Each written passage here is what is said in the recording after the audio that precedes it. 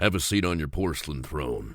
It's time to talk some shit on the Powell Movement.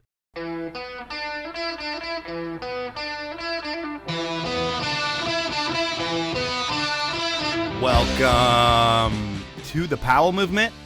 I'm your host, Mike Powell, and holy shit, I know I've told you I've been busy lately, and you know I have a sick wife, 2 full-time jobs, a 15-year-old kid, doctor's appointments, laundry, dinners, groceries, you name it, I'm doing it, and I'm doing it pretty much solo. So yeah, I am pretty busy lately, and it's been pretty overwhelming.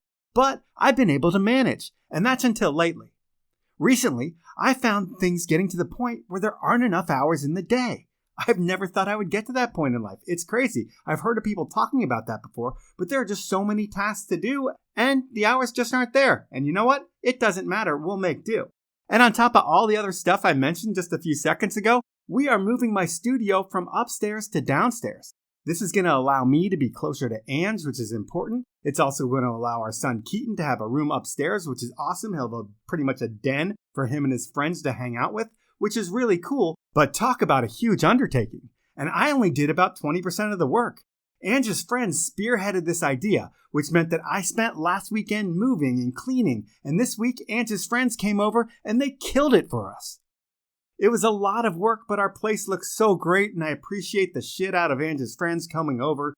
Things like cancer really do show you who your friends are, and Ange's friends are taking this to the next level. One thing you may notice in this podcast is a difference in sound quality. I'm getting the new studio dialed, so the body of this interview was recorded with no foam on the walls, while this intro is recorded foamed in. I hope that you're going to hear a difference, and I will too. But really, the sound quality is just fine, and that doesn't even matter, because this is part 2 with the legendary guest. Last time Rick Armstrong was on the show, he was doing some self-exploration and philanthropy in South Africa.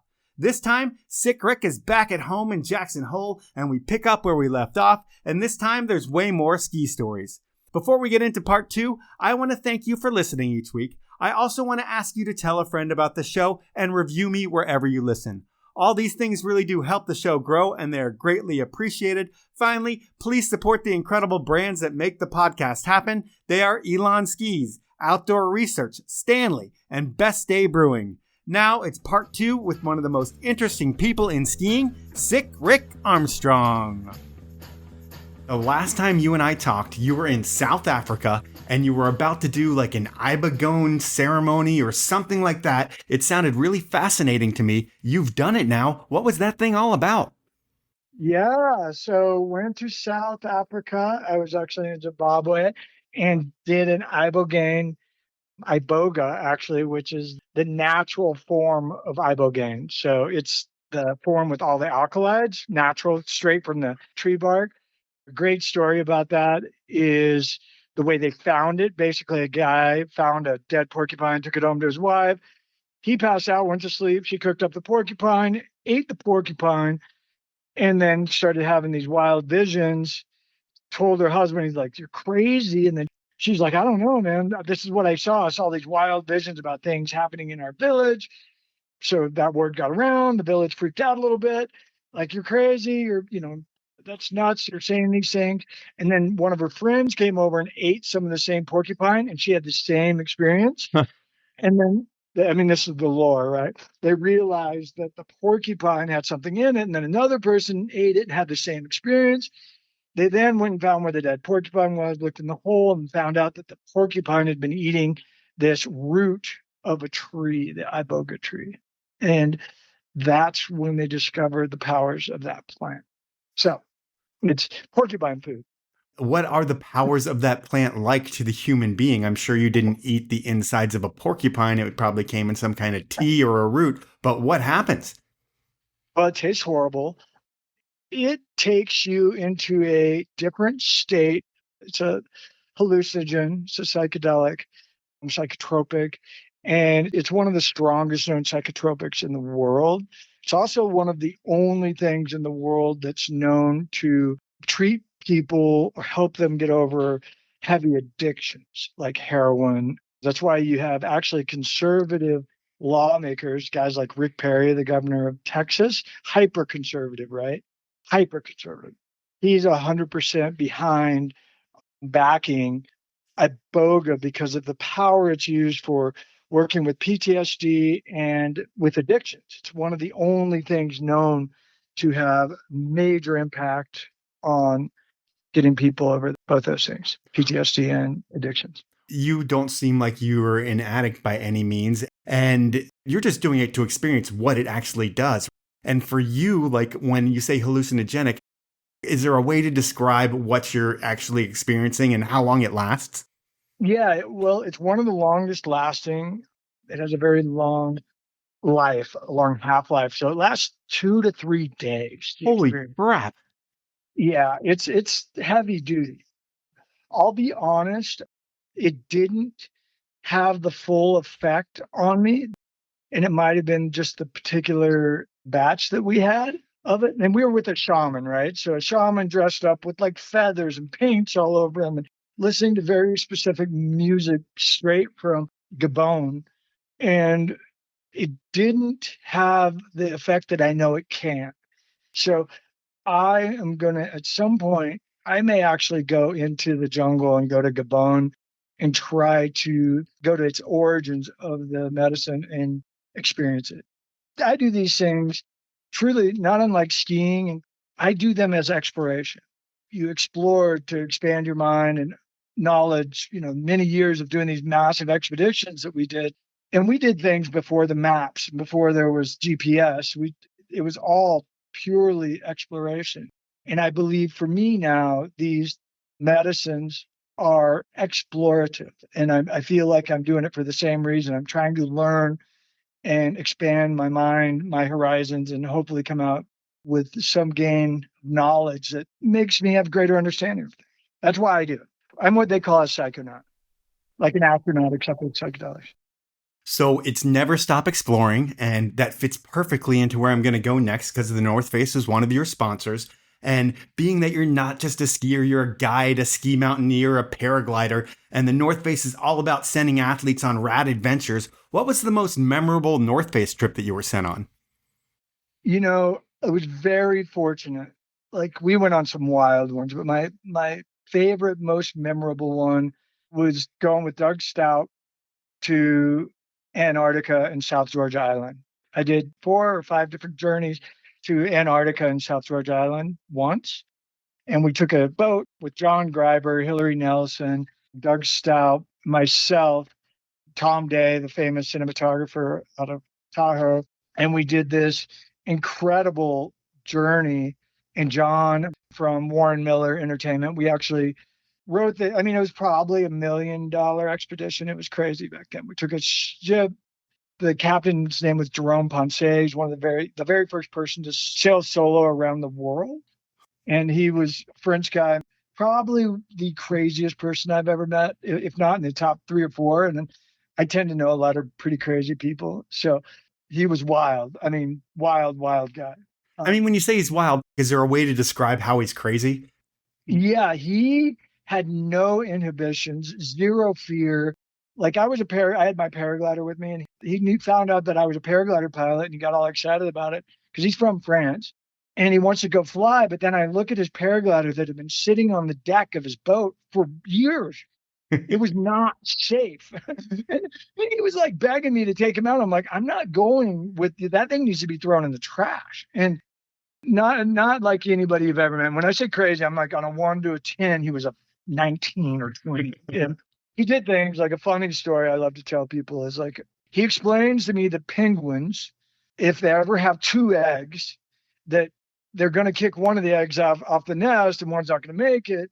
And so you can go get one of these penguin eggs and we'll make penguin chocolate mousse with it. And I'm a pretty heavy duty wildlife animal activist. I just am. Okay. I'm not afraid of people killing things to eat, but anything beyond that, I'm not down with at all. So he talks me into this. He's like, okay. I'm like, okay, I'll go get some penguin eggs. I'll go get one. I'll look for the penguins with 2 eggs. And so I go cruising around. I go into this rook of penguins. I find a penguin with 2 penguin eggs. I grab one of them. The thing's squawking at me like, rah, rah, going crazy. And I'm like grabbing this. I'm like, no, it's okay. You're not going to use it anyway. I'm out of here with the thing. So I got a couple penguin eggs out of there and I roll back to the boat. I then proceed, to help Jerome make this penguin egg chocolate mousse, which probably not too many people have ever had. And we're stirring it up. We make the chocolate mousse. We have this beautiful dinner, whatever. We're having things. And then Jerome, in classic Jerome, this is just an example of him. He was like, "Oh, Rick, I got to tell you something. I have to tell you something." I'm like, "What, man?" He's like, "Well, you know the penguin eggs, the whole story, the penguin eggs and the thing." Yeah. That's not true. I lied to you. I knew that I knew you wouldn't go get the penguin eggs if I told you that. He's like, "Yeah, that was a lie. But thank you for the penguin." And I'm like, Jesus. I'm like, but that's a classic Jerome Ponce. He also brought 40 reindeer back from South Georgia Island to his island, Beaver Island, on a passenger boat. And, they hit storms and these reindeer were falling off into the ocean because he didn't have a proper boat for it. But he was just getting him back to his island. He's just crazy, different level. That was my most memorable trip. Was that the trip with the crazy, terrible boat ride that you're on? Oh, yeah, that was a whacked boat ride. I mean, put it this way, I believe the whole trip was almost 2 months. It was like 7 weeks or something, 8 weeks. To get from Jackson Hole to our destination took 18 days traveling. So, the total trip to get to South Georgia Island from my house to there, I believe, was 18 days. And this was going to South Georgia Island, which is by far one of the most beautiful, spectacular places on the planet. And the peaks go to 9,600 feet. I was with Hillary Nelson was there as well. And we experienced 154 mile an hour winds that blew up our tents. And we almost climbed Nordenskjöld, which is the highest peak on the island. And we were following somewhat of the steps of Shackleton. It was mind blowing. I mean, I still think the coolest face that I've ever seen for skiing and ever, we almost summited. We skied about 3/4 of it, but then we got hit by massive winds, like 150 mile an hour winds. It's crazy. And we had to retreat. It is still it's still etched into my mind as this magic mountain. It's in the face of it was about, let me see if I can remember. I want to say it's about 6,000 vertical foot face, all one very steep pitch, probably like 62 degrees, one pitch. So there was no relief in it whatsoever. It was like a big flat iron. And yeah, by far one of the wildest places I've ever been. And incredibly memorable trip. And we had, I was with Hillary Nelson, who passed away last year. Yeah, you're with like elite climbers on this trip. I would think like maybe not ski wise, but are you like the weak link in climbing wise almost? No, I was a really strong climber for a while. Yeah. But I'm just saying you were with like some of the best in the world there, weren't you? Yeah. I mean, I would say we were all pretty comparable, to be honest. Okay. And I have no idea what I'm talking about climbing wise either. I just know that these names are like so badass and you're known for skiing more so. I took Hillary on a bunch of her first expeditions. She went on with me. And I had been doing it a while. So there's definitely better climbers out there than me for sure. You've got the Conrad Anchors in the world, and you've got the Pete Athens and Alex Lowe's, and I could go on. But I was in pretty solid climbing. And I spent a lot of time doing it back then. That's what I did.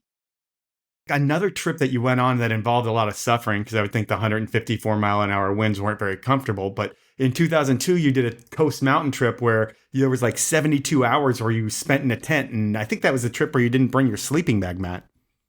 Yeah, you're talking about Mount Waddington in British Columbia. Yeah. And yeah, that was a wild one.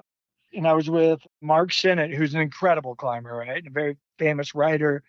We ended up camping on the summit. There's 2 summits to Mount Waddington. And we camped on the secondary summit of Mount Waddington. And we got about 60 inches, 2 meters of snow while we were there.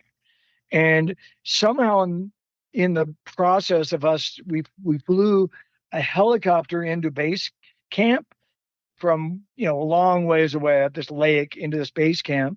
And in that process, somehow my sleeping pad had blown out. So I ended up having to climb this peak, and I brought cardboard. And about a few of the days, it turned into pretty soggy cardboard.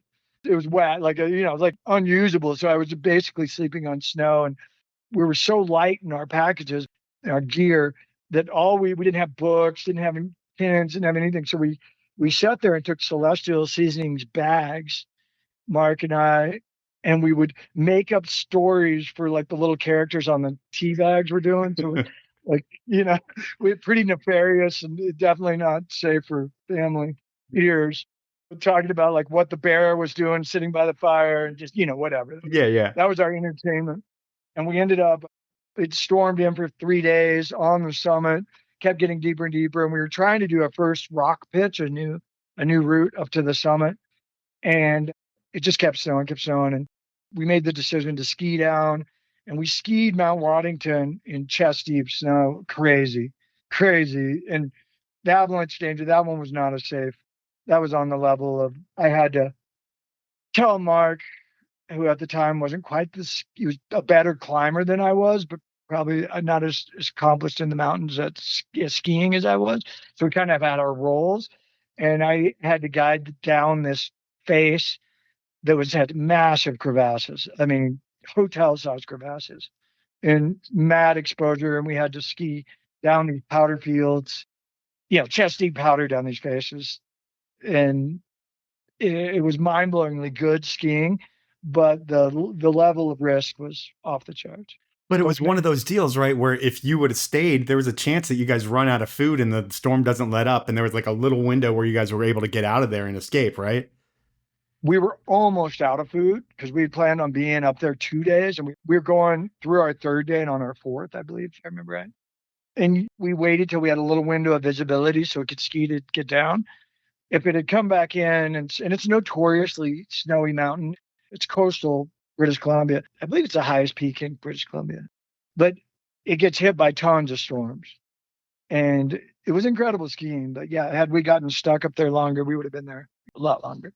But yeah, that was phenomenal. It's all those experiences, right? That's what you live for. That's where the adventure comes in. It's those things, those hard things that actually really teach you. I always like to say now, it's not the easy stuff that teaches you, it's the hard things that teach you. I kind of live by that in my life. I try to take things that are hard and have any element of difficulty and hardship and use those as learning tools to become wiser, I guess. And I would think learning tools or learning from skiers, I would think growing up, one of your idols would have to be Scot Schmidt just by the way that you ski, or I would assume that. And then you get on North Face and you're on a team with Scot Schmidt. Do you get to go on trips with that legend? Oh, yeah. I did a bunch of stuff. A lot of the stuff I did with Scott was more going and skiing with, like a bunch of dealers or guests or people who had won wars. So we did a lot of skiing together, usually resort. He wasn't doing a lot of mountaineering at the same time I was, but we did a bunch of like ski together at different events. And like Sundance Film Festival or like, up in Montana. And I had seen the Blizzard of Oz, and I think we discussed this. And yeah. It was a massive impact on me. Massive. I actually was just hanging out with Mike Hatrip last week, which, he's another hero. But these guys are incredible. And I went to Scot Schmidt when I first met him, and I approached him, and I said, up at this place, Scissorbills in Montana. And I asked him, I'm like, hey, how do I become a pro skier? And he's like, who is this kid? And he was very gracious and very nice to me. And he has since become a really good friend of mine. He's a wonderful guy. And a lot of people don't know how smart he is. Like, he is incredibly wicked intelligent. He developed and designed a lot of the things for North Face that people take for granted now. I mean, I was fortunate. I got to design a bunch of things for North Face too. Good, incredible company to be involved with. But he's an engineer style brain, incredibly smart, humble, a wonderful guy. And yeah, he's still a hero of mine, even though I consider him a friend, a very dear friend. And he'd probably be like, stop talking about him right now. He's very humble. Yeah. He's like really shy almost. Almost shy, but yeah, he's a hero of mine for sure. I had the best heroes. I mean, I had the best mentors. I had Alex Lowe, considered maybe the greatest climber in the world at that time. Yeah. And Doug Coombs, who is obviously considered one of the greatest skiers of that time. I'm very fortunate that those were my mentors. I owe a lot to those guys. And another guy, Brent Newton, who wasn't as famous, but he was equally as important in my skiing. He got me into the mountains got me way into climbing and skiing 14,000 foot peaks in Colorado when I was 16 years old. And no one was doing that back then. It was not like today. There was no one doing it. It was just us. You know, you need those mentors. Those mentors are who take you to the next level. They're the ones that show you what you're capable of or what's out there in the world, what you can try to achieve. Mentorship, it's incredibly important. It's time for my first sponsor break, and I'm going to start things out with Elan Skis. And while I could tell you all about the new award-winning Ripstick ski models or the award-winning Playmaker Twin Tip line, and then push you to demo them at your local shop because they're going to make you have more fun on the mountain, I'm just going to talk about your local shop. There's something special about stepping into your local ski shop. The smell of the freshly waxed skis, discussions about where to find the best skiing, what the shop kids like skiing on best, what they think the best products are, and that expert advice makes these shops more than just a great place to buy gear. Elan believes that ski shops are the soul of skiing, a place where skiers come together for genuine human connection, and that can't be replaced online. And I agree with them. I mean, going to a ski shop is an experience where you connect with a like-minded person who, in a short conversation, understands what you want to do and sets you up with the right gear so you can have as much fun as possible. Shops are among the last authentic pieces of ski community that we have left. So please buy your ski gear from your local ski shop. You can find a list of Elan dealers nationwide over at elanskis.com. My final sponsor this round is Stanley. It's hard to be known for both being that green bottle that kept your grandpa's coffee hot and being the most popular product in pop culture. But that's what Stanley is these days, and that's what you get when you mix in the quality that Stanley has been known for since they pretty much created the category of keeping drinks piping hot and ice cold in 1913. And lately, over 100 years later, that quality, combined with some incredible colorways, partnerships, collaboration, and events, has made Stanley bigger than ever before. And while they're creating some game-changing marketing, working with people like Olivia Rodrigo and Messi, are you kidding me? That's so cool. But what I love is how functional Stanley's products are. I personally use a Stanley pint glass every single day, and I swear by them. And my wife and so many others out there can't live without their Stanley quenchers. I mean, Stanley makes a product for everyone, and now everyone can get Stanley's incredible products in a colorway that totally suits their style, like my new Miami Vice colored pint glasses. I love my Stanley stuff, and I want you to love Stanley too. And I bet you didn't know that Stanley offers Powell Movement listeners their biggest discount that they make available to the public. That's right. I'm going to save you 30% on all of your Stanley products. Here's what you need to do. Go to stanley1913.com, go shopping, and at checkout, enter the code POWELL2025. That's a capital P and then the numbers 2025 with no spaces in there, and you're going to save that 30%. Those are my sponsors. Now let's jump back into the podcast. Would you be a mentor to like the next generation? Like when you think of the people that came through, like the Ian McIntoshes and the Sages, are there a couple guys that you took under your wing that you can say like they have a direct influence from me? They're part of my bloodline almost? For sure. I would say, Shane McConkey and Ken Kreitler. I mean, I remember Shane and Ken asking me specifically how to get into the movies, and they were my friends. And, just showing people the way, like I would say one of my biggest things that I probably did was taught people not only as in skiing, but how to represent yourself in a professional manner so that you could garner these relationships from these companies and they would want you to be associated with them. And, there was a punk scene going on at the time where, it's cool to be punk. And I'm super good friends with, Seth Morrison too.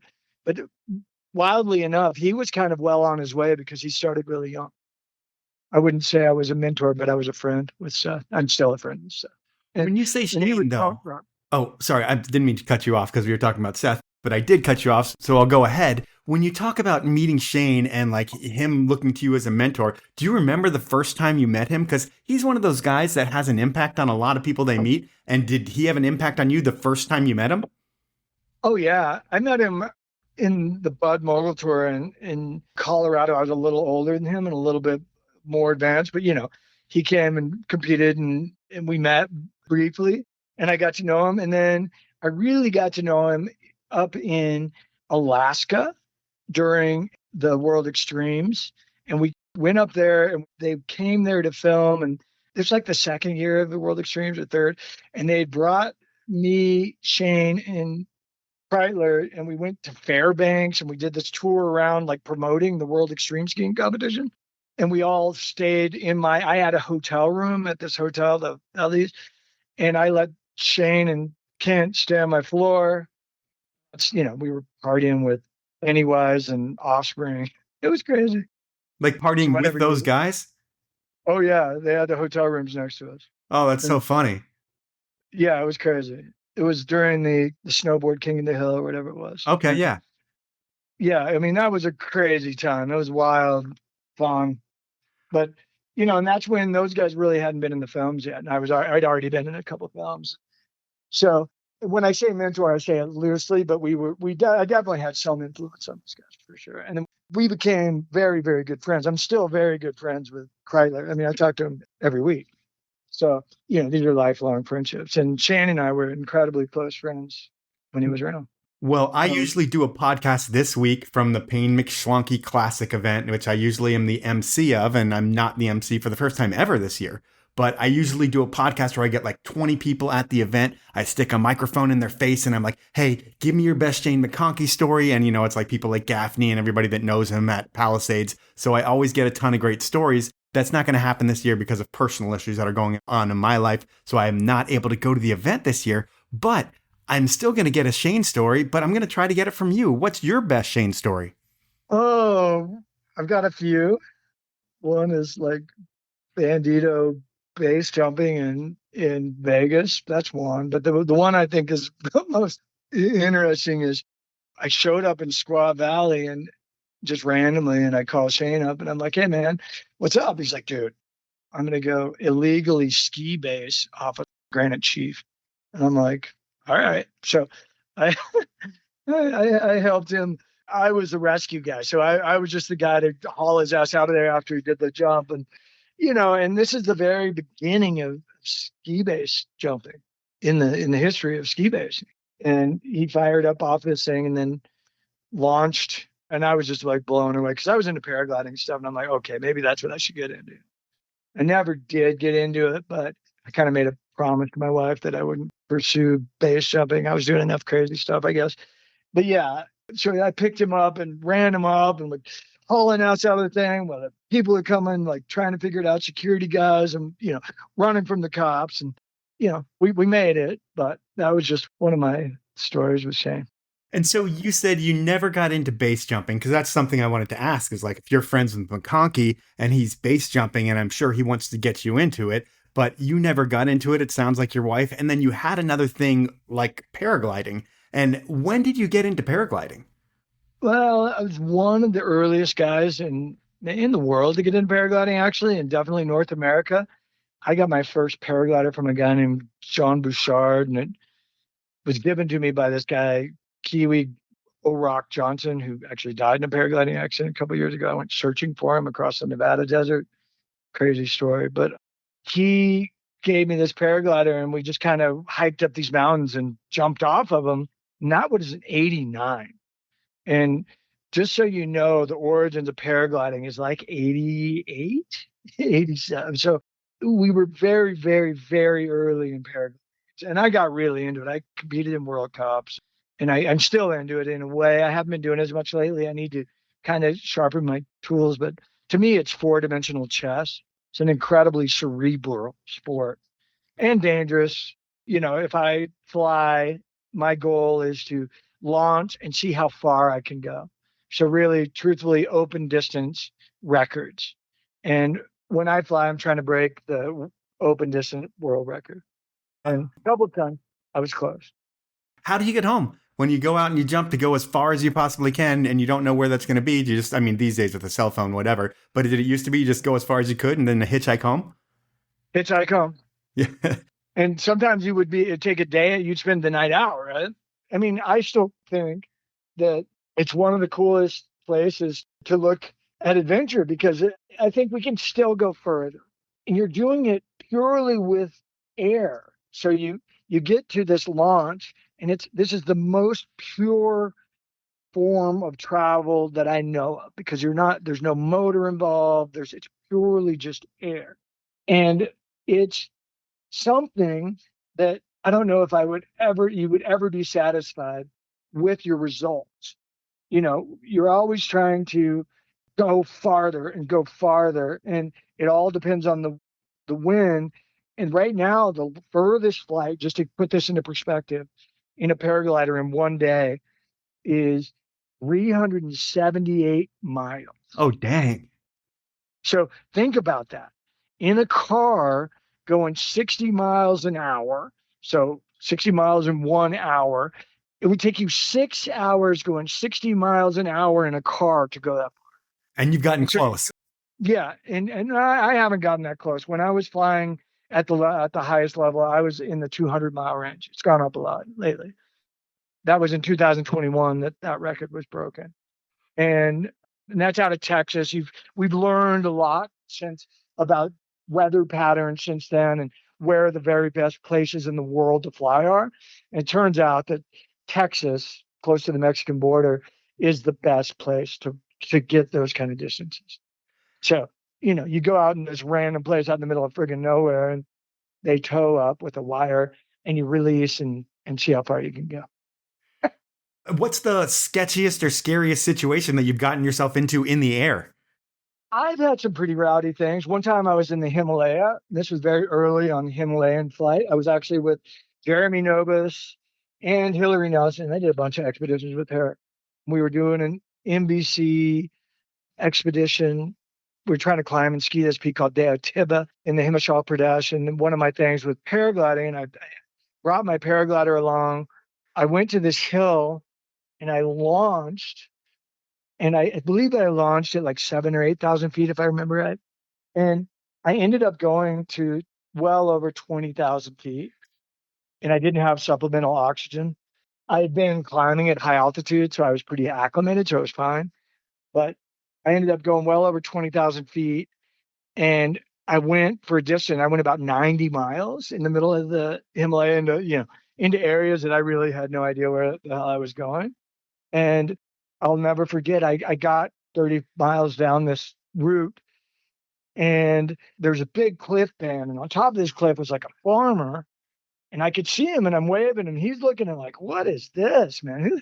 What is this? What is this? They'd never seen a paraglide for sure. And I'm like waving at him and shit. And the guy's like, what the fuck? And I'm spiraling. I'm like, oh, that's hilarious. And then all of a sudden I hit some mad turbulence and it collapsed my wing. So I went from doing the spin to like, whoa, to like get tossed and thrown, very violent collapse on a paraglider. And in front of this guy, this rando farmer. And so I have no idea what this guy was thinking. He must have been like, what is this? What is this? Why is this guy falling out of the sky? And kind of resolved. And then I got back up and took off down the valley and I ended up landing in this little town out in the middle of nowhere. And of course, no one had ever seen anything like me. And I'm in all this gear, this warm weather gear, and I have this paraglider. And I seriously had a few hundred kids surround me while I'm like landing in the field, pulling on my paraglider. I'm like waving, talking to them and all this. And they're blown away. Like, what is this thing? And then I call in my helicopter to come pick me up, which is mind-blowing to everyone there, right? Yeah. So I call in a helicopter, and this spaceman that flew out of the sky, they've never seen a helicopter. So this helicopter comes in, and I'm like, get it back. And all these people are like running and backing up, and the helicopter grabs me and picks me up, plucks me out, and then I was gone. But it was just this whole sequence of events. It was pretty spectacular. To get to feel that level of newness in something is very special. It's like, special. Yeah. The only things that we saw new in our lifetime sport-wise like that would be inline skating and paragliding. I feel like they were on the same trajectory. Right. I was fortunate to I grew up with the very beginning of mountain biking. Oh, yeah. Because I grew up in Durango, right? And Durango is one of, arguably, between that and Mount Tam in California, one of the origins of mountain biking. It just is. And so I was very early adopter of mountain biking, and I would ride my bike around and people like, what is that? And we went to Moab when there was like 3 people there. Moab was a ghost town. And I had a fake ID and went to the Outlaw bar, and it was a ghost town. It was like a little grocery store, the Outlaw bar, a gas station. That was it. You could have bought the whole place for like 200 grand. So you're on the forefront of all these different things, which is pretty incredible. And we got here because we were talking about mentors. Then we went to McConkey. Then we started talking about base jumping. Then we started talking about paragliding. But what we were talking about with mentors that stuck in my mind earlier that I do want to bring up, you talked about Scot Schmidt designing a lot of stuff for North Face. You were also sponsored by Salomon. And I feel like during the time that you were on that brand, between the X-Scream and the Pocket Rocket, those guys were printing money. Were you involved in the development of those skis? You know, the Pocket Rocket, which is still one of my favorite skis, the second gen Pocket Rocket I wasn't involved in the first gen Pocket Rocket, but I was involved in the second gen Pocket Rocket. And I still think it's maybe my favorite ski ever today. Still, like, I have a bunch of them unwrapped in the plastic. And I have a bunch of new skis, modern skis, but that one's just special. I still think it's special. So I had some input in that. I had a lot of input in other things, like in the tech binding. I had a lot of input in that. I might have been the one, I'm pretty sure I am, the one that wrote the initial idea on combining an alpine binding and a tech binding. So definitely had some input in that, big time. And I worked a lot with the Quest series. They used me for branding the Quest series. Salomon's a cool company. I'm a big fan of those guys. I think they're one of the most down to earth, even though they're a big brand. They're so passionate about the sport.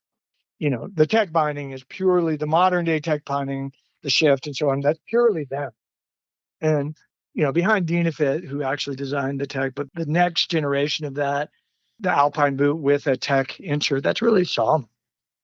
You really, you know, think about how that's changed the sport, where backcountry now is so prevalent. It's grown so fast. They had a lot to do with that. And Bruno Bertrand, legend. Yeah. Straight up legend. Like, still one of my favorite people that I ever met in the ski industry. And it was a team of us called the Mountain Collective. And, you know, there was a bunch of us. You had like Cody Townsend, myself, you had Bruno, and then the European designers. And then there was a bunch of us. I was going to cut you off on the product stuff because we could talk a lot more about product, but that's not what I'm going to talk about in this podcast, because the 90s is about pioneering the Chugach, and it was also about the World Extremes there, and you were involved in all of that. And how did you get involved in judging the Extremes? I got involved in judging from two people. One, the first time was with Mike Kozad and Karen and John. They ran the World Extremes. Mike Kozad and, it's on the tip of my tongue. But they had me judge because I'd competed, and then I missed a deadline to sign up to compete, and I wanted to, and they're like, yeah, well, you judge. So I judged. And then Lotzi Merriam Lotzi Hawk, she brought me to Crested Butte to judge the Extremes, and they did it. So I did that a bunch of years. I actually really enjoyed it. You know, I helped with Shane McConkey and a group of us. There's like 20 of us total, but I helped write the original judging criteria and rules for the Extreme Combs for, you know, the IFSA, International Free Skiing Association. That was set up to specifically, it was giving the athletes a venue in our sport so that they had a venue to showcase their skills. And the whole concept was to be athlete representative and really against the FIS, truthfully, like, because they weren't representing us and gave us no avenues. And so it was kind of this rogue sport that represented the athletes doing big mountain free ride skiing. And it was a sport built by the athletes for the athletes. And I really got involved with it from Lotzi and also Shane McConkey. And Shane was really, you know, once again, a pioneer in his own right. He's the guy who's like, we got to organize and and so a bunch of us got together and we had meetings, and I actually sat and helped him write rules for what is now, you know, IFSA and the judging criteria for those sports. So he would actually sit down and work, because, you know, when you think about him, you think about like maybe not ADD, but always doing something, always being funny. But when it came to it, he could sit down and actually write the rules and do the work that people might not think he was doing. Oh, he's a badass. You know, you meet certain people in life. He's just a badass. He was funny and goofy, but he was also really serious. He was gnarly competitor. He was gnarly. Anytime I competed against him, I was like, oh, fuck, here we go. Here we got. It was usually like 4 or 5 of us were kind of in the level of that we all knew if we put together our lines, we were all hyper competitive. And, you never, ever, ever discounted Shane, ever. Because he's hyper competitive, hyper smart, hyper motivated, and funny. He's a lunatic, right? So, yeah, not afraid. I mean, he and I could have a competition on the most surgeries, but it's a lot. And it's because he wasn't afraid. He got after it. Special dude. It's time for my second round of sponsors, and this time I'm starting out with Outdoor Research. I've been using OR products since I moved to Seattle almost 25 years ago because they outperform everything on the market. I mean, they build products to perform in the miserable weather that the Pacific Northwest can be known for. And when you live here, you need to have best-in-class gear, and that's what OR has always delivered. From building industry-leading gear for mountaineers, which are still best in class, to the mittens that every snowboarder wore in the 90s, which are making a comeback in a big way, to the new styles, cuts, fits, and kits that they've developed with the help of their incredible athlete roster that includes world champion Troy Podmilsack, freeski legend Mark Abma, and X Games gold medalist Zoe Atkin, just to name a few. While OR has always been building the best products to outperform everything else in brutal wet weather, the recent focus on style is what has not only me, but my kid and his friends all wanting to wear OR gear. Because now, it looks as good as it performs, and that's a bold statement. But don't take it from me. Head on over to outdoorresearch.com, check out the products, buy yourself something, and stay drier and warmer than ever before. My final sponsor is Best Day Brewing. And if you haven't heard of Best Day, they are hands down the best tasting NA beer on the market. I enjoy Best Day for so many reasons. The flavor is the most important. I swear by the hazy IPA, the Kolsch, and the Electro Lime. The beauty of Best Day is that it really tastes as good or better than an alcoholic beer. I mean, in a blind taste test, if I put an Electro Lime against any Mexican beer, 9 out of 10 times, my friends are going to pick the Electro Lime because they like it better. And you can drink a few of them at the bar or in the parking lot after skiing, and you don't have to worry about driving or making bad decisions. Really, I haven't quit drinking. When I go to the bar to have beers, I always mix in a few Best Days with the leaded stuff, so I can be more functional throughout the night, and an added benefit that I didn't expect was it makes me last twice as long. I mean, I can stay till closing time. I don't know what you were thinking, but if you want to have your best day or night ever, or just want to enjoy a few cold ones anywhere, grab a Best Day and you can forget about the calories, forget about the alcohol, and forget about getting in trouble on the way home. To see all the flavors and order some beer, head on over to bestday.com, and if you're flying on Alaska, you can enjoy a Best Day Kolsch at 30,000 feet. Those are my sponsors. Now let's jump back into the podcast. Thinking about you being a judge in the judge's pit, what are some of the antics that go on that no one thinks about because we're not in the judge's pit, but I'm sure some fun shit goes on there? We had some wild time. I mean, that's where I got introduced to Red Bull. I mean, we were in Chamonix, basically the first time Red Bull had ever been at an event. And we honestly was so wild. Red Bull was so wild that the gendarme, which is the police for the French, came in and confiscated all the Red Bull because it was illegal in the country. And this is when Shane and I, we went out with the Red Bull guys and went on a rowdy night in the dinner. But, we're pounding this Red Bull at this competition. I was actually competing. I wasn't judging in that one. So with judging, that's kind of where I got introduced to Red Bull. We would pound Red Bull, watch the judging things. I did, and I still do take judging hyper serious. Maybe too much. I'm like the hardcore guy. I have 2 levels. I'm like super laid back and don't care about a lot of stuff. But then when I'm doing something serious, I take it super serious. I felt like judging, we owed it to the athletes to be as accurate as possible. I still feel like that. Like, I feel like that whenever you're taking that judge role and there's athletes in front of you, you owe every one of those athletes to be as accurate as you can possibly be. And that's something that I will take with me to my grave. I care a lot about the accuracy because I care a lot about the athletes. I know how much work these athletes go and put into being good at these sports. So I feel like judges should put that same level of professionalism into the sport. And so when I don't really look at judging as a crazy thing. I look at, to me, a very serious thing, something that we owe it to the athletes that are putting themselves on the line, showing their best skills to be, you owe it to them to be the very best you can. That's how I look. Okay, so the judging part isn't the crazy part, and maybe there's not many antics going on in the judge's pit, and if there are, you're going to straighten them out because you're the serious dude there who wants to take it seriously, as you should. But afterwards, when you get a crew of skiers, like, first of all, when you get to the extremes, and it's like every single person who has every single thing in common with you, when you see like 40, 50 people show up and they're all like your best friend, is it a pretty crazy experience to see all that in one place for the first time? Oh, yeah. Oh, yeah. I mean, these comps, there's different things, right? As a judge, I took it seriously. As a competitor, no, we partied. We raged. And I think that maybe we were probably looser than the real athletes of today. Maybe, I'm not sure. But we partied. We partied hard. I mean, we partied hard on the mountain, and we rallied as hard as we could on the slopes.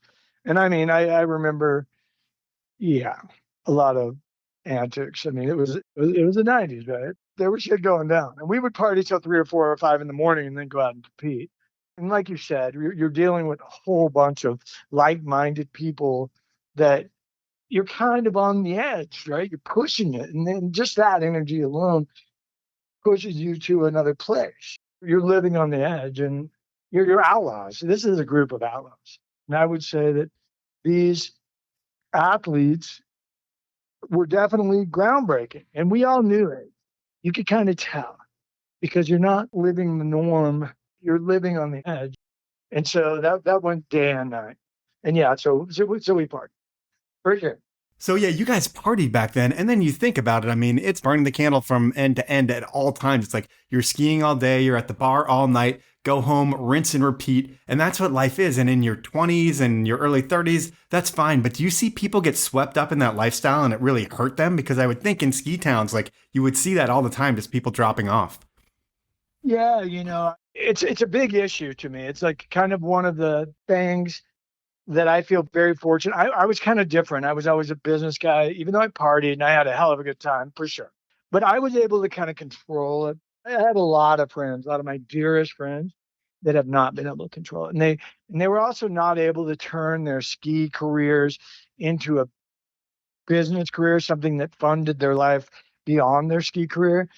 And yeah, it sucks. That's one of the reasons I like Iboga and studying these medicines, in hopes that I can take them to these people that I know, these incredible friends that I have that have had a hard time with substances and depression. People don't understand what it's like to be held in the highest esteem.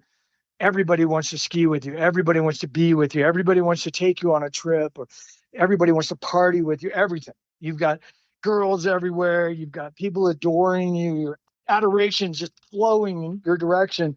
And then all of a sudden you get old or you get hurt and you're done. And there's no money. You didn't make that much money in the thing. And it's gone. And it's a big deal.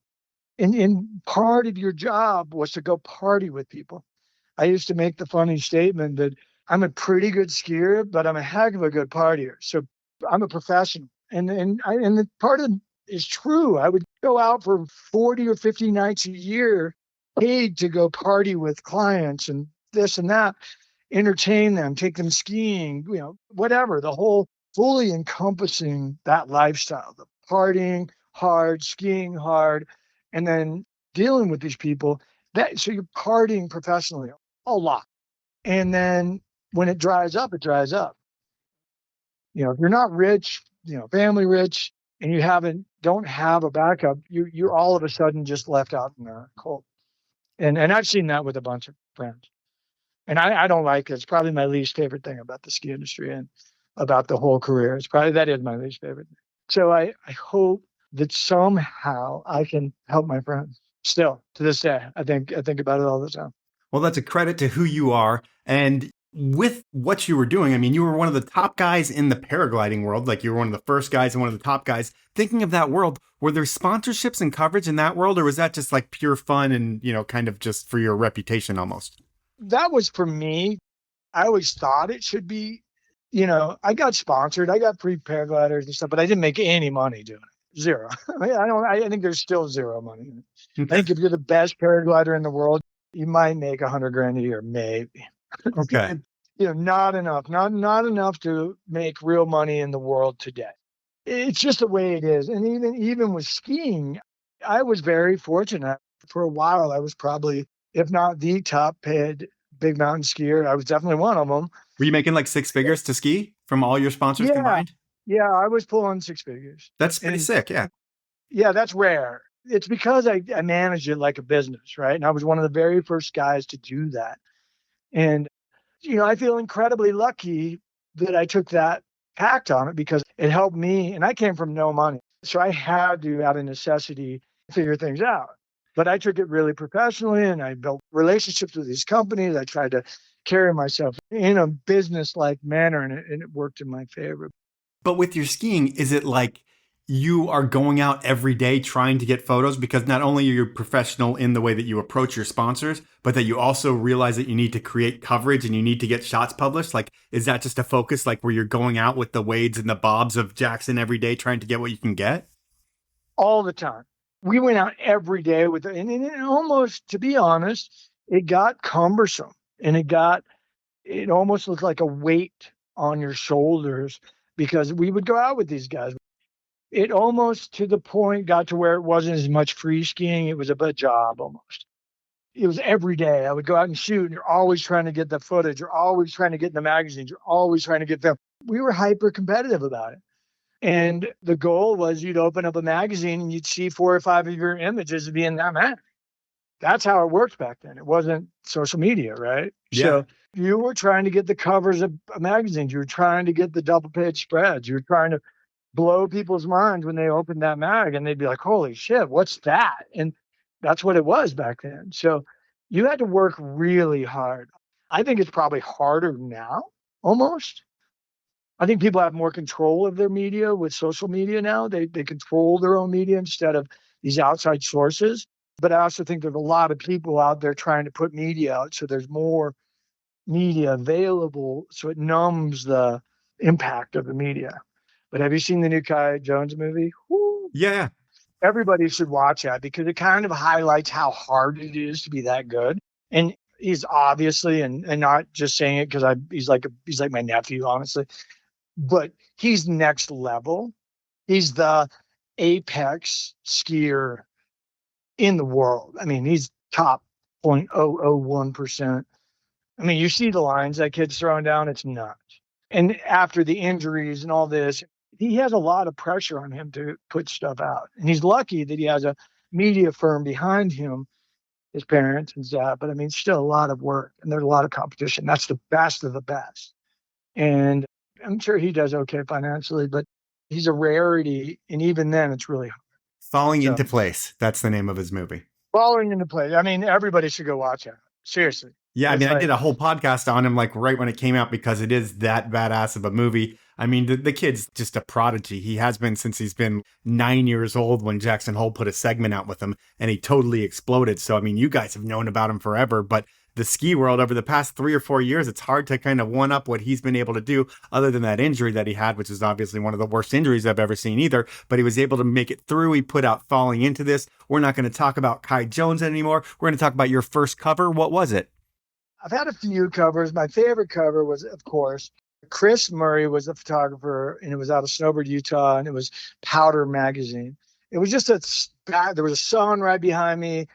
He asked me if I wanted to go do a run. I went and shot a run with him, and I launched off some cliff, and it was my first Powder Magazine. And nothing is like your first Powder Magazine. I had 2, and they're hard to get, right? There's only one photo of all the photos that's going to happen, and you get that one. And that was a monumental time. I was like very proud of it.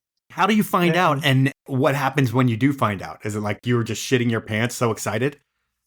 Chris Murray called me and he goes, hey, he's just like, hey, I think we got the cover. And I'm like, seriously? He's like, yeah.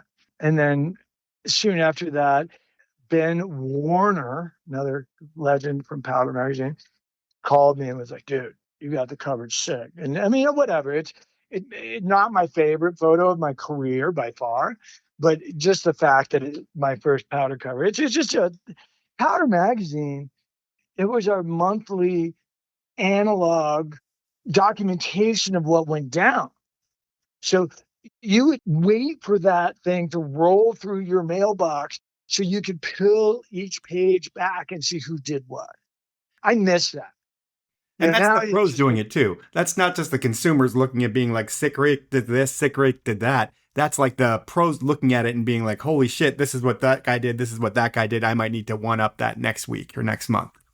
Well, for sure. I mean, you had John Treeman he was smashing covers with Hank DeVries, another epic photographer in the squad. But we would look at this and who's doing what, and we were trying to fill those pages. And yeah, in the pro, I guarantee you, Shane, Kreitler, Morrison, everybody's looking at this. And I had a few months where I knocked like 5 or 6 photos out in one night. And then you're kind of at the top of the pile right there. People are like, holy shit, you're like, you're on fire, la, la, la. And people are, you're at trade shows and people are like, oh, that's that guy. It was a different time. I missed that time. I do have a little bit of a nostalgia for that, like waiting for that magazine to hit. Because now everything's so instant. There's so many people and there's so many killers, like young skiers. I ski around a ton with young skiers. My daughters are ripping. My 18-year-old, both my kids are ripping skiers. So I know all these kids that ski with, all these just ridiculously good young skiers. But, it's different. They need to build social media presence to actually be anything like what I was. It doesn't really matter how good a skier they are. It's how good their social media presence is. I don't love that. I kind of like it the other way around, where it's more about how good a skier you are than how good your social media presence is. Fair enough. I do think the top 1% always is the top 1%. But yes, I feel like you can make a career out of being great at social media and not being as great as a skier. But I feel like the cream of the crop always rises to the top. I don't know if that's just a stupid rhyme that I made, but whatever. Another big thing about back then was video parts or film, like it was filming for segments and putting out a movie part. And with you had talked about getting picked up hitchhiking by Bob Woodall. And he's like, you're that Sick Rick guy. And he connected you with MSP. Was that your first time filming or did you film with other people before that? I had filmed a little bit with other people. I did this thing called Winter and Wonder. It's kind of what brought me to Jackson. Yeah, you mentioned that last time. Yeah, and that was kind of my first. And then I filmed a little bit with the Extreme team randomly. And then I filmed a little bit with a couple of I did a small Warren Miller part that no one knows about. And then the Steve Winters thing was a big break. And that was before anybody knew who Steve Winters was. That was like their first movie, right? Soul Sessions and Epic Impressions? Correct. It was the very first movie. And I had an epic day. I had one of those days. So that was special. And that led to me doing a ton of other movies, doing a ton of work with Rap Films, ton with Warren Miller, Teton Gravity Research, MSP in the future. I mean, that's the lesson there is one day, if you have the day that everything falls into place, can change your life forever, all the way from Bob Woodall picking me up hitchhiking to me performing on the film to those hitting the magazines and the movie hitting out. All that stuff played that one day probably had the biggest impact of my ski career. And that's crazy because, you filmed with absolutely everyone when you think about that. I mean, you named all the names of the people that you had skied with. We could talk a lot about the movies, but we're getting a little bit thin for time. So I'm not going to talk a ton about all your movies, but I am going to talk about you were in Alaska with Jeremy Nobis. I mean, I think you were there when skiing changed. Like when he hit that line on Pyramid, you're right there, right? No, I was standing on the summit. I'm the one that took him there. Okay. That was my call to go to that peak. Pyramid Peak is what the name of it is. And I was unsure I didn't know him. He was a hothead. And by the way, like, I love him. Like my brother, he and I ended up doing a ton of shit together. He was in India when I was talking about that day at Chebapik. He was with me there. I brought him there. I got him on the North Fish. We became dear friends, but he was a hothead. He was a pain in the ass. Like, he's a hothead. And I was there. I took him to Pyramid that evening and I let him go first. I was worried about him. And then I saw how fast he went from the top to the bottom of that peak. And you're talking like a 60-degree super steep face, sustained pitch, much like that one I was talking about earlier, that Northern Skull. A very steep, sustained pitch. And he went from the top to the bottom in about a quarter of the time that anybody I'd ever seen. He nuked it. I knew he was off the World Cup, and I thought, whatever, who's this racer guy?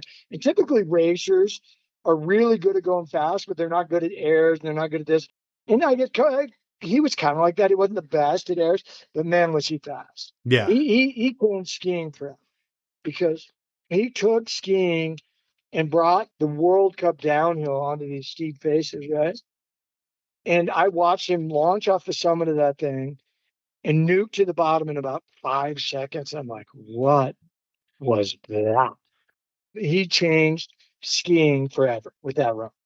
And the only person that a lot of people don't know about it that skied like that up into that time was John Hunt from Jackson. John Hunt skied like that. But he wasn't as famous as Nobis.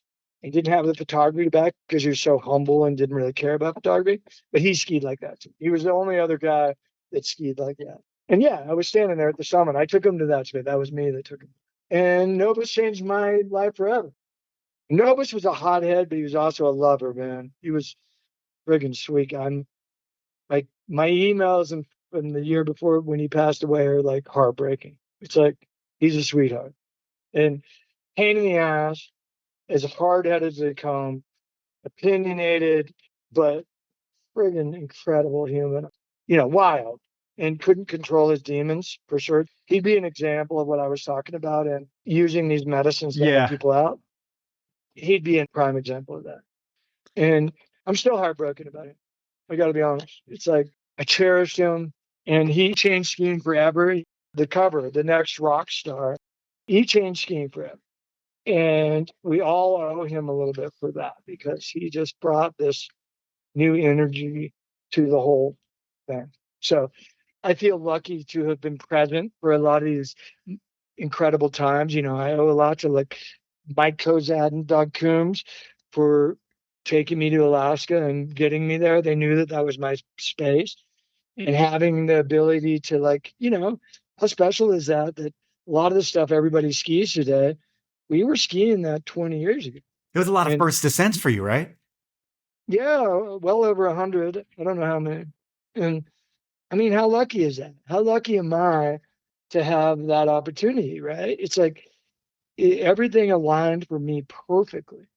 And I was given the keys to the helicopter by Doug, who, Doug was like my brother. He was my mentor, and he trusted me. And he gave me the keys to a helicopter and said, go wherever you want, because he trusted me, because I took it seriously. I mean, as much as the partying and all the good times mattered, I still, and even to this day, I take skiing seriously. I think it's one of the most beautiful things in the world. I think it's a gift that we are able to go slide around on snow in these things. I take these pro athletes. I think that they, deserve a lot of accolades. I think it's one of the most special things.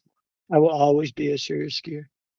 And, in thinking about your life, and you said how lucky you were to have everything that you had happen to you in terms of your ski trips and your ski career and everything. And yes, you had a charmed life in that respect, but it wasn't always the most charmed life, because I think I'm getting way ahead of myself, but you get diagnosed with cancer. How old were you when that happened?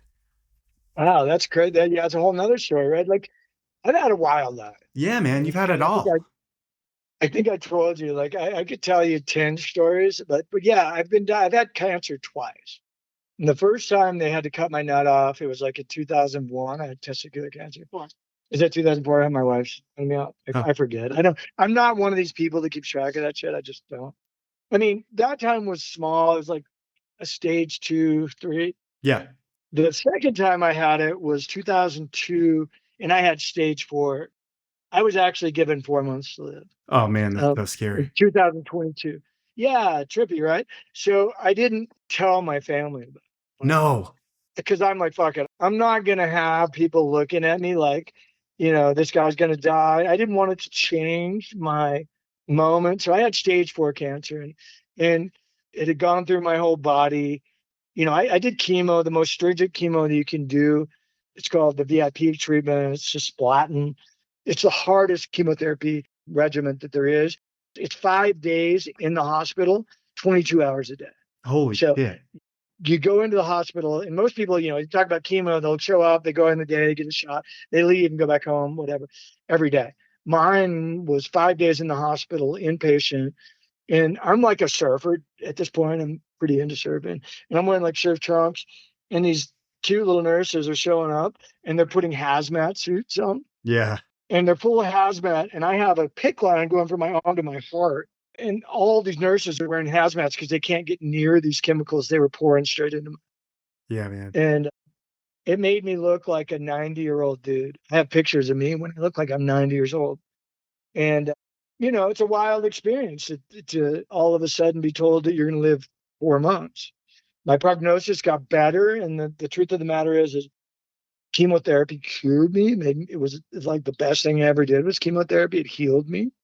I found my cancer from ayahuasca during a journey, which also kind of gives merit to the plant medicines and psychedelics, giving you a greater insight. But, it's a wild journey to take it that level, to think you're going to die and then come back from it. So I like to tell people, it turns out I'm hard to kill and I have a different perspective on things. I care a lot about life every second.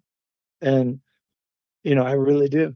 It's a special gift to get taken that close to death in a medical and then come back. So I feel pretty fortunate. Yeah, I can't imagine how scary that was for you and your family. I'm glad you were able to make it through it. There's another thing that's pretty scary. What happened with your parking lot helicopter crash? Yeah, that was a wild one too. Yeah, we were in this shitty little helicopter in Valdez. Steve Jones and I, from Teton Gravity Research, we talked this heli pilot to taking us into Diamond. We were like, hey, he's like $24 runs to go up to Diamond if it's a road run. And we're like, okay, to Diamond? He's like, can you go to the road? I'm like, yeah. But he doesn't realize that Diamond's like 2,000 vertical feet bigger than everything else. And so we're driving this hand-built helicopter at the summit, and it's going, eeng! Sounds like an over-revved lawnmower. And finally, he gets to the top. He was pissed. He was like, we're never doing that again. He drops us off. And we get out, and I'm like, dude, that was the scariest shit we've ever been in. That helicopter should not be up here. But now we're here. We're good. I'm not doing that again. So we get down, we ski, and then I take another run with that same helicopter to a thing. And on the next run, we were like 2,000 feet below. It conked out, stopped. And then we had to auto rotate it and come into the parking lot, broke one of the skids off and whatever. I mean, it didn't kill me, but it could have. It was just amazing that on Diamond, which is this massive peak. I mean, I almost died on Diamond twice, actually. I wrecked a paraglider too, but another story. Yeah, helicopters are kind of dangerous, especially underpowered helicopters. All right, I'm going to ask you one last story, and then we're going to get into inappropriate questions. And the last story is, what's the story of the first descent of silver in the Tetons with Doug Coombs? Oh, the sliver. Well, I had been looking at this.